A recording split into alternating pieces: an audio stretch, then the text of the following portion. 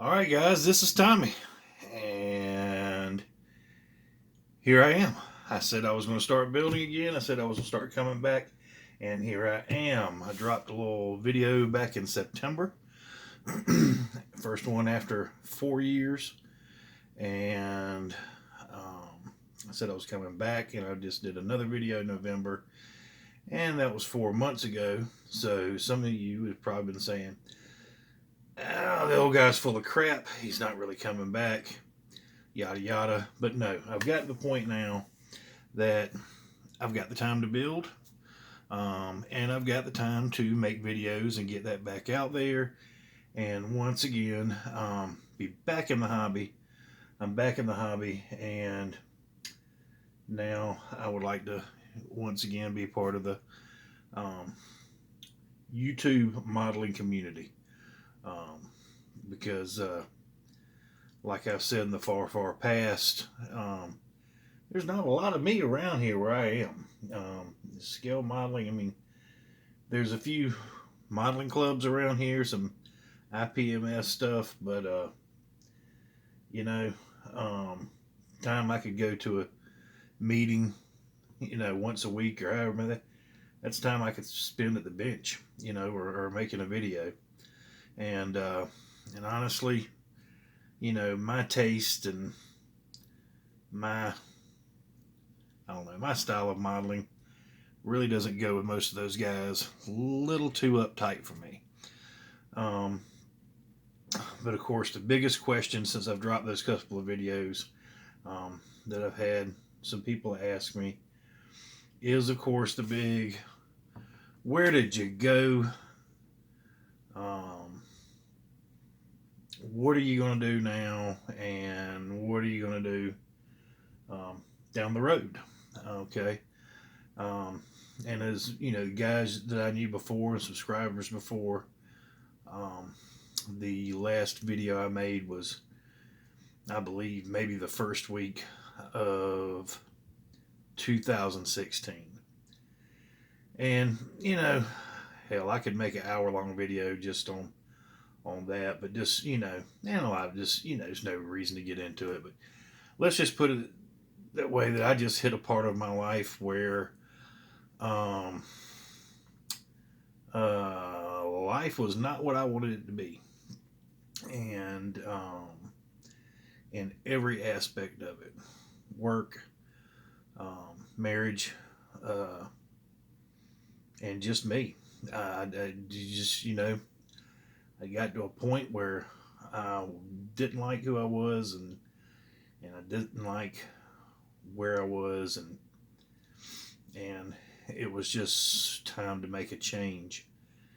And I had some other issues too. Like I said, my marriage was in trouble, and well, my longtime marriage, and uh, I was having health issues, and um,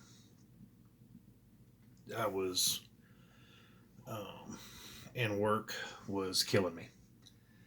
So, and honestly, the first part, it was 16 when I left the modeling community. I just, like, a lot of it really, it wasn't in a good way. It's just, in a lot of ways, when I left, I had no intention of coming back.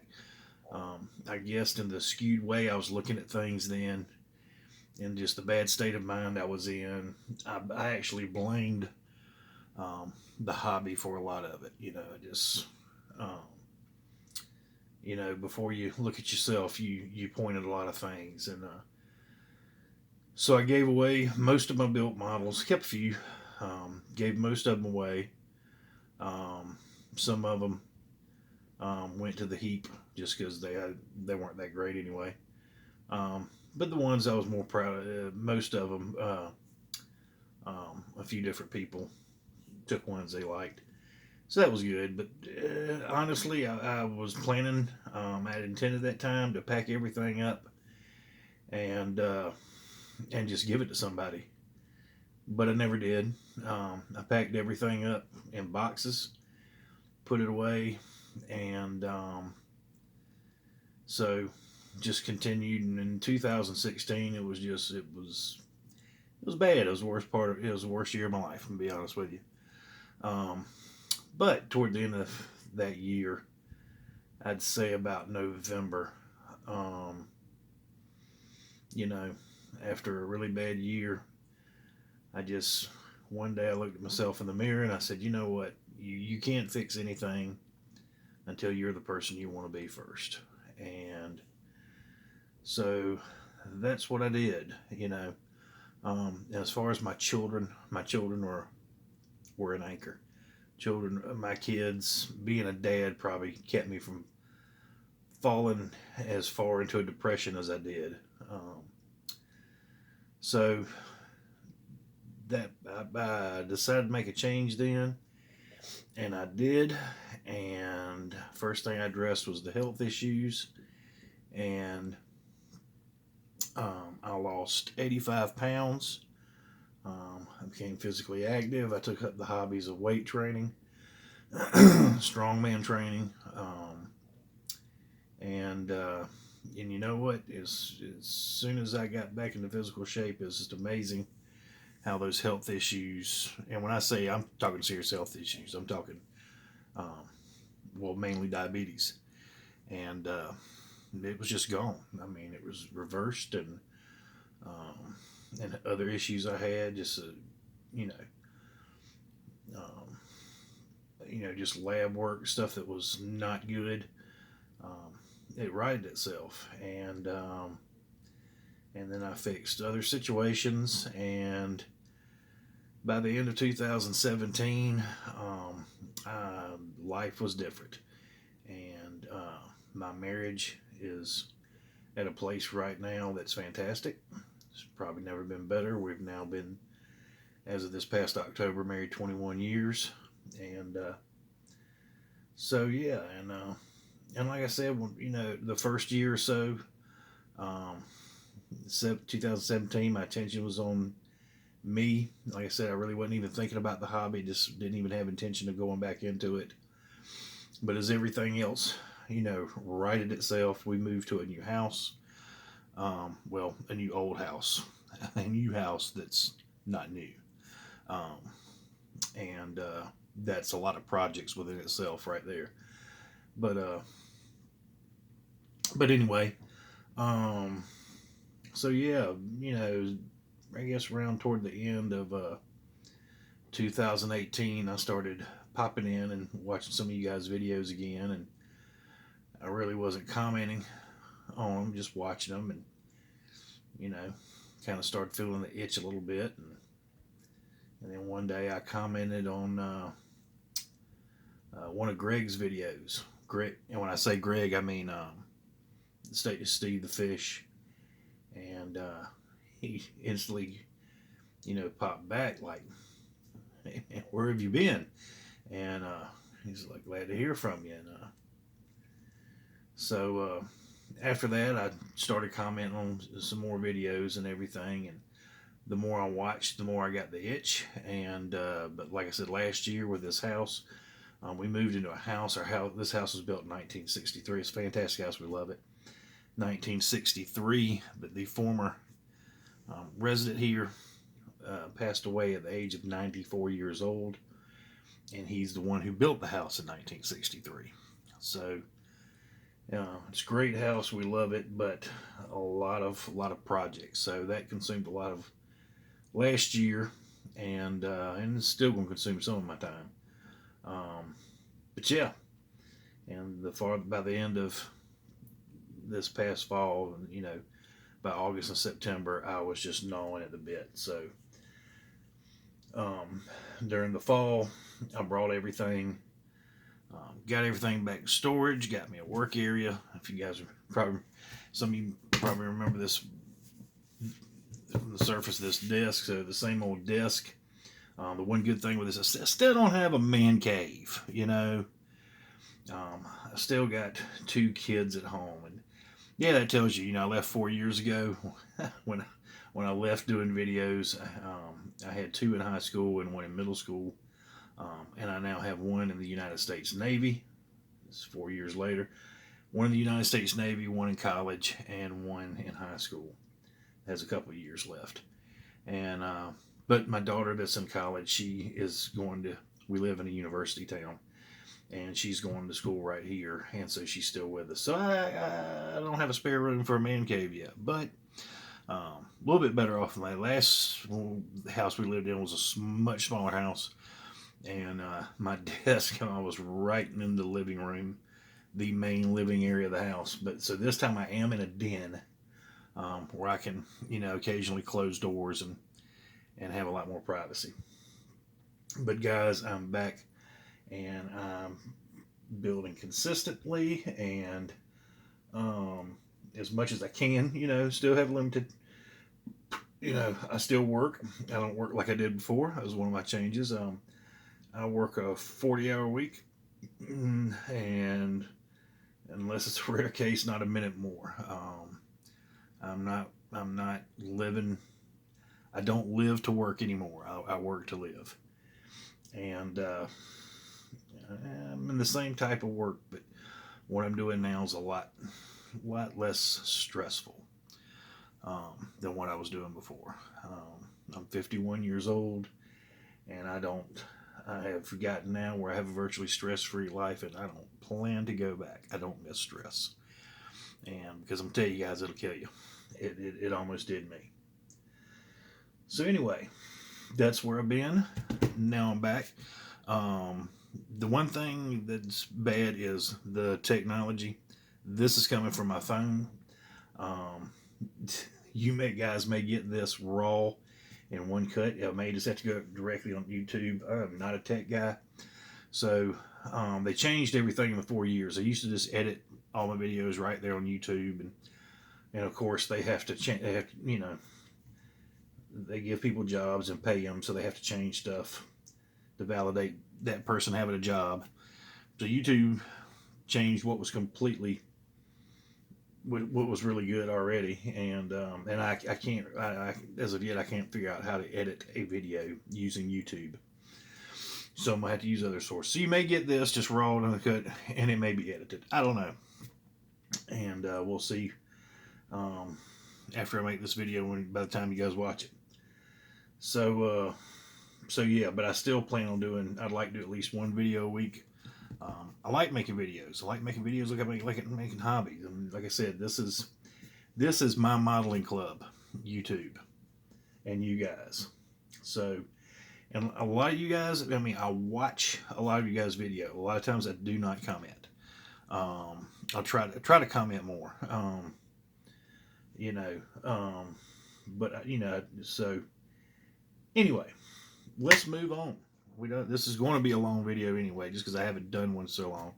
It is going to be a long video, and I will tell you right now that my videos in the future will not be anywhere near this long. But it's been 4 years, so I got a lot to talk about. So that is where I've been. So let's talk about it right now. Okay, and let's start with builds, what I'm working on. Okay, the video I put out in November was for Greg Against Steve the Fish. He has a group build, and honestly, and wish there was a lot more you guys in it. And but it's it's a little bit off. It's a video game group build. Any build that can be attached to is from or linked to a video game qualifies. And so this is a Fujimi. This is a build from the Ultraman series, Japanese sci-fi at its best, people. 1960s is when the first series started, and the series still goes. They keep. I love the Japanese. They get something that's popular. Japan's great about this, and they reinvent it and keep going. Anyhow, this is a ship that was from the Ultra 7 series, which was either the second, I have to catch up on my Ultraman, either the second or the third series in the television series. And there was a Famicom game that was based on Ultra 7.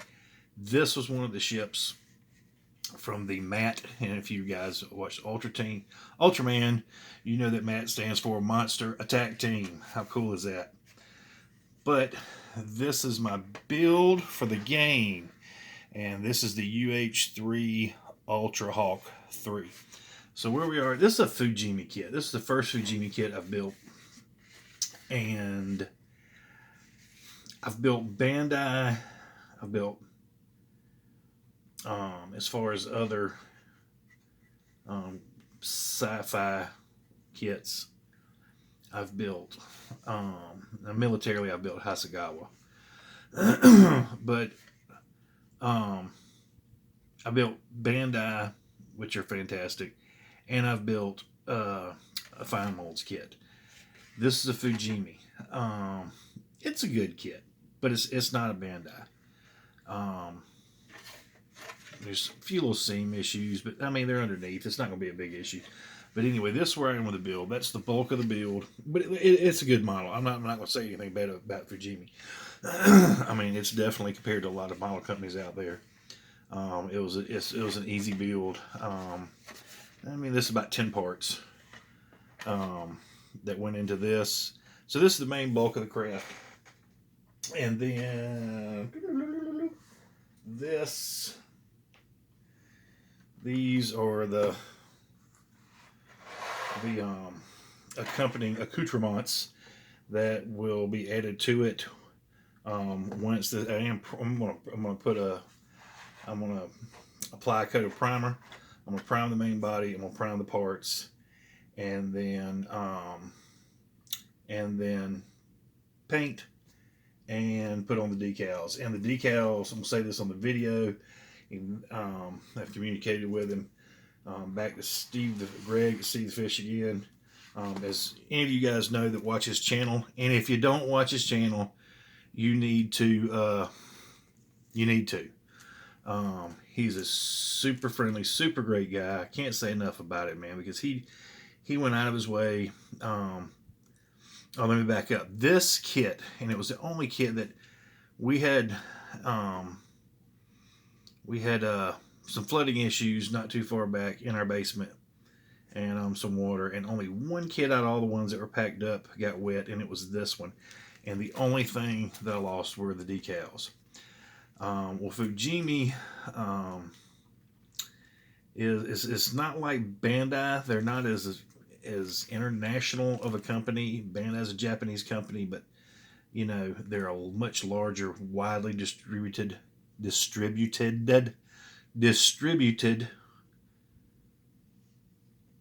company, and more so than Fujimi. So literally, there's no English on the instructions. I couldn't find a way to contact them. I actually did on the internet. I found a number, and I spoke to two people who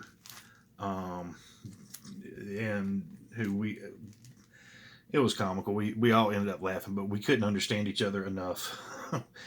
I speak no broken Spanish. I mean, Japanese at all, and other than a sushi menu. And they spoke, one more than other spoke enough English that they could have told me. He could have told me how to find a restroom or the train station, but not enough that I could order decals. So I contacted Greg.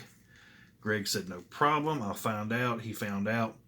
He told me how much it would cost for me to get the decals, and so I which were not, I can't even remember what they were, $12-13 maybe 10, I can't remember, and which was well worth it. And that was with, I think that was with some postage, and sent that, and he got the decals for me, and he sent them to me, along with a cool Tamiya sticker. Thank you, Greg. And a nice little Christmas card. And all of this while going through appendicitis, I found out after that. And had his appendix removed. So, Greg, there you go. You the man. Greatly appreciate that. So, anyway, on this, let me move on. Let me get this going.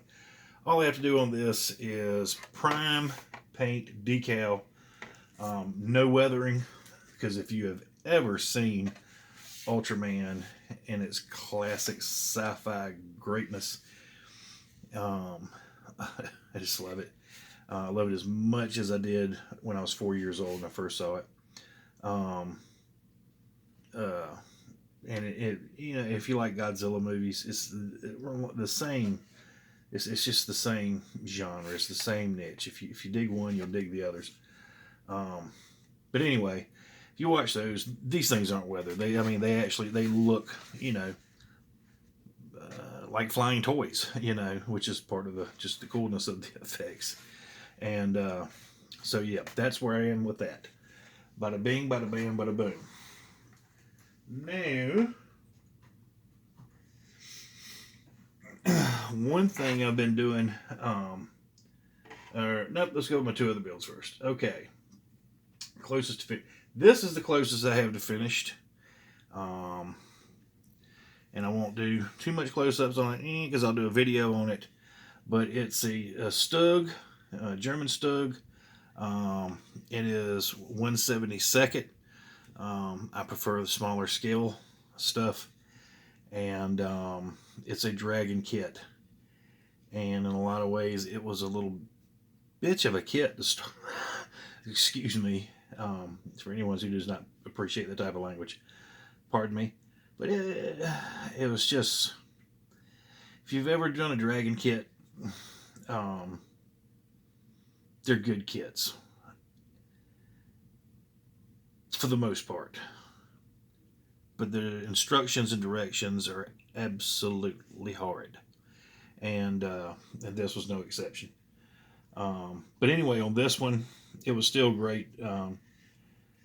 This was actually, even though I favor aircraft for the most part, or do mostly aircraft, this was just kind of the first kit I put together coming back. So actually all I need on this is a flat coat when I get the time to spray a flat coat. This will be done, and I'll do a video on this. The other one I have going, and of course this has a story on it too, because this is an older Academy kit. It's this kit right here, and it's I don't know, a 90 something tooling, I believe, or early 2000s, first decade 2000s tooling. The kit is good. It's a good kit. It's not overly decaled, but for the price you pay on these things, it's a great kit. It's a good kit. But the problem is, during my absence, I really kind of forgot about how bad Academy decals are. Now, some of the newer kits that are tooled over the past several years have Cartograph decals in them, and those are super, because Cartograph decals are arguably some of, if not the best decals out there. But this one doesn't have that.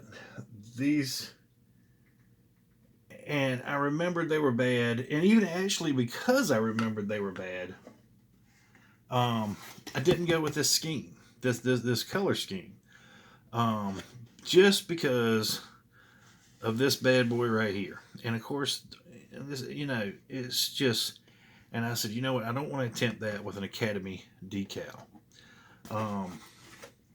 So the other color scheme, and it was an RAF color scheme, and I thought, well, you know what, I've never done a Thunderbolt and RAF scheme. That'll be cool. I like the camo scheme. I'll do that. And so, and of course, those were smaller, the smaller rondels, and just white stripes. That's basically all I had, and some numbers. Oh my gosh, I forgot. I remember they were bad. I forgot how bad. I used God knows how much of the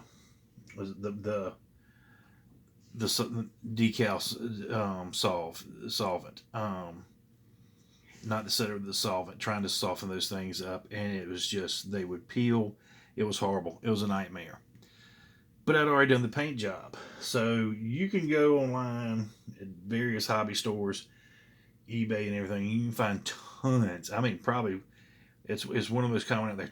Tons of different aftermarket decal sets for P47s. But what you don't find tons of is the RAF markings. And I finally found a set on eBay, and I bought them. I ordered them. They got to me, and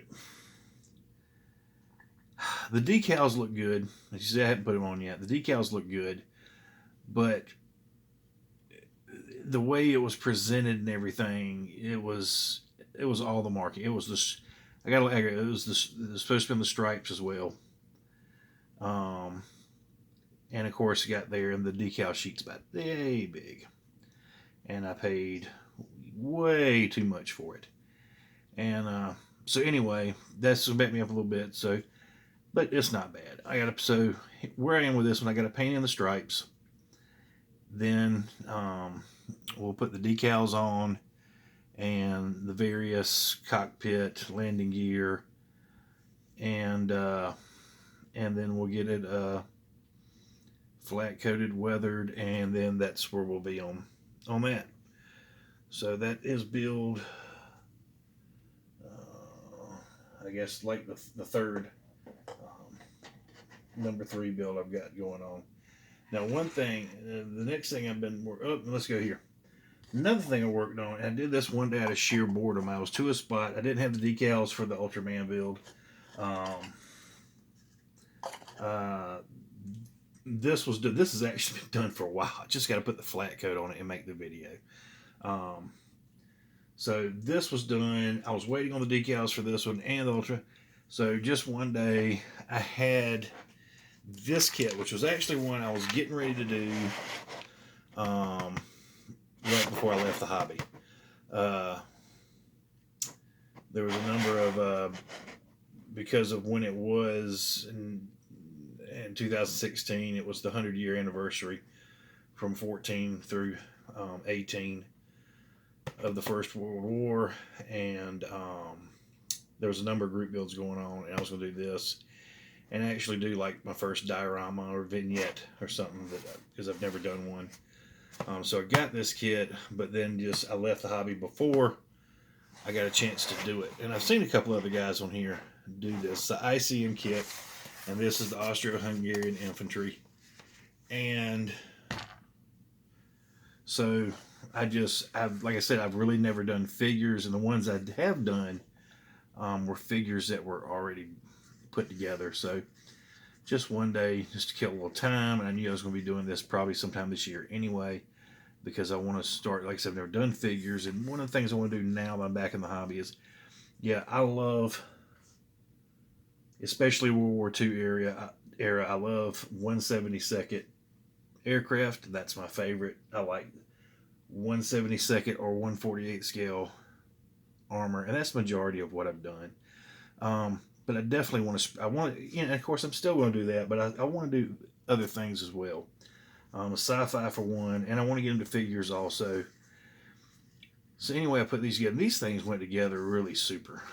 That was put everything with the top. I let like I said, I'm not experienced with doing this, and I left the hats off because I thought once I primed them, that maybe it would be easier to do the face, leaving the hats on, and then attach the hat after that. I don't know if I'm screwing up. These are really good. That'll focus. Really good figures. I was impressed with these. Now, if that's a mistake, somebody in the comments put it on there and let me know. But yeah, I just thought that would be easier. And as well as the weapons and the, their satchels and stuff like that. A couple of them have backpacks, I think. And yeah, 2 of them have backpacks. So I thought doing that separately might be easier, but definitely the hats.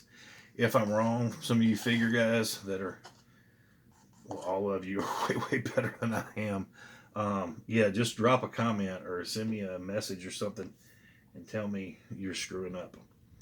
Okay, so I've got that going. And another thing going, right toward the end of my earlier YouTube, I started working. I did some uh, uh, space battleship Yamato mecha kits. It's real little small kits. I did those and I freaking loved them. And so last year, when I knew I was going to get back in the hobby, I started making some acquisitions. I started buying up some mecha stuff, or several things. Some of the things I got were mechas, some mecha kits. So while I've been sitting around bored, waiting on some other things and everything, I've been putting together. These are Ultraman mecha from the Ultraman series right here.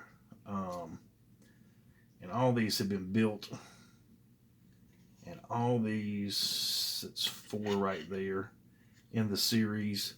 And this is actually a 5th one I've got started right here, which is the Ultra Hawk 3, which is the exact duplicate of the big one over here. I just love these things. Now, I mean, putting them together is just something you can do quick and easy. I mean, if you're at a point where you really can't do something on a bigger build you have, or you just, you want something, you just want to sit down and play with some styrene for about 30 minutes or so to an hour. Um, these are great. The more intricate part is what you do with it afterwards, the paint job. Now, I don't know how many of you remember, but to remind you guys, I don't use acrylics. I am OG. I am old school. I hand paint because I love it. I don't want to airbrush. I like hand painting, and I use enamels. And because when it comes to hand painting, nothing beats enamels if you know what you're doing. Okay, you can't just take a bottle of paint and start painting something. But it's not hard. It's not hard difficult. But anyway, but that's what I do, and I hand paint. So these things, especially the Ultraman collection. Now, the one good thing it has over the some of the collection, like the Star Wars ones, is Bandai sometimes puts stickers. I mean, I guess their main thing is Gundams, and Gundams use stickers. Shh, Houston, hush, hush, hush, hush. Lay down. Sorry, the dog. Um, so you see they're molded in color, and if you want to, but anyway, these have water slide decals, which is a good thing. So if you want to, you can really kind of go the Gundam way and not even paint these things if you don't want to. But that's that's not the look I want. And so anyway, on those 4 right